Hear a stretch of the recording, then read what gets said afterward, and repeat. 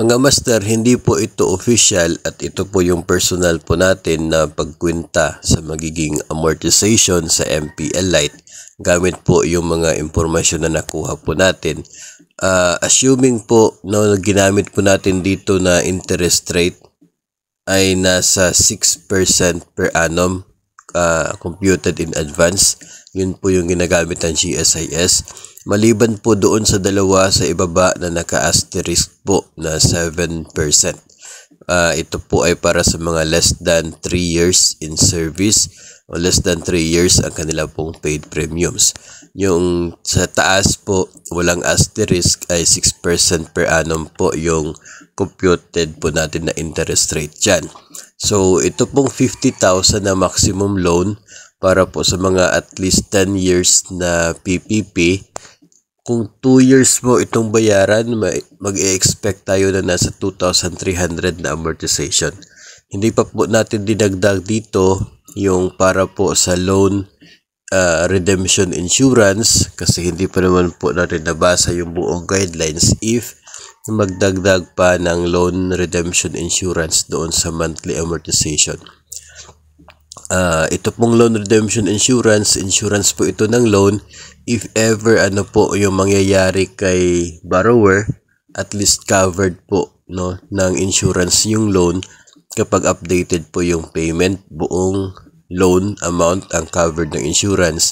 So hindi po siya i-deduct galing po sa claims if ever po no na may masamang mangyari kay borrower kasi covered siya ng insurance. So base po sa nakikita ninyo, no, yun po yung estimated amount natin. Pare-pareho po yan. Wala pa pong nakadagdag na loan redemption insurance. So yung amount po dyan ay intended po para sa pambayad no sa interest at sa principal amount ng loan. So yun po yung atin po nakikita na pwede o possible po na magiging amortization dito po sa MPL Lite na loan offer ng GSIS. Bukas po, October 25, expected po na magiging available na ito pong MPL Lite na ito dahil yun po yung araw ng launching ni GSIS. So tingnan lamang po natin sa atin pong GSIS Touch account kung tayo po ay interesado na mag-apply. Doon din po natin makikita yung talaga pong final loan amortization kung magkano ba talaga ang deduction sa sahod natin kapag tayo po ay nag-apply ng ganito pong uri ng loan ng GSIS. So abang-abang po tayo mga master.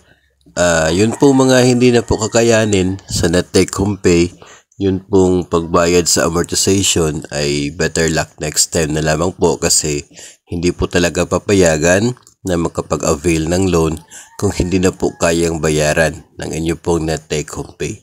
Kasi for our good din naman po yun dahil mas matindi po no, prone sa paglaki talaga ng loan amount kapag wala po tayo nagiging payment. Hindi din po kasi over the counter yung payment sa MPL Lite, salary deduction pa rin po siya kaya naka-base pa rin po sa net take home pay.